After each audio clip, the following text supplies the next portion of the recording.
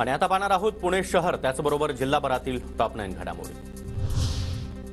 पुणे जिल्ह्यामध्ये कमाल तापमान 40 अंशांवर, हडपसरमध्ये सर्वाधिक 41.7 अंश सेल्सिअस तापमानाची नोंद। पुण्याच्या खेडमधील भामा आस्केड धरणामधून रोज 1000 क्युसेक्न पाण्याचा विसर्ग, परिणामी धरणाच्या पाणी पातळीत मोठी घट। सध्या धरणामध्ये 29% पाणीसाठा शिल्लक। पुण्यातील नीरा देवघर धरणाच्या उजव्या कालव्यातून पाणी गळती, शेतकऱ्यांकडून कालव्याच्या दुरुस्तीची मागणी, मात्र प्रशासनाचं दुर्लक्ष होत असल्याचा आरोप। पुणे महापालिकेच्या तिजोरीमध्ये 12 दिवसांमध्ये 114 कोटी रुपयांचं उत्पन्न, 80% पुणेकरांनी ऑनलाईन पद्धतीनं कर भरला। पुण्याच्या छत्रपती शिवाजी महाराज मार्केट यार्डामध्ये 90 ट्रक फळभाज्यांची आवक, बहुतांश फळभाज्यांचे दर स्थिर, तर पालेभाज्यांच्या दरामध्ये मात्र घट।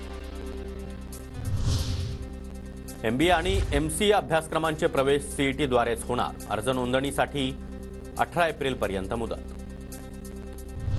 पिंपरी चिंचवड महापालिकेमध्ये उपलेखापालकांना दंडात्मक कारवाई, कामकाजामध्ये निष्काळजीपणा केल्याचा ठपका ठेवत महेश निगडे यांना 500 रुपयांचा दंड। पुण्याच्या कोरेगाव पार्क परिसरातील ऑक्सफर्ड हॉलमार्क सोसायटीमध्ये 2 डिलिव्हरी बॉयकडून चोरी, दोघेही इंडो कंपनीचे कर्मचारी, पोलिसांकडून आरोपींचा शोध सुरू। पुण्याच्या भोरमध्ये शिवसेनेच्या ठाकरे गटाच्या कार्यकर्ता मेळाव्याला मोठा प्रतिसाद, मेळाव्यादरम्यान शिवसेनेचे उपनेते सचिन अहिर आणि सुप्रिया सुळे यांनी केलं कार्यकर्त्यांना मार्गदर्शन, एकत्र येऊन काम करण्याचा दिला सल्ला।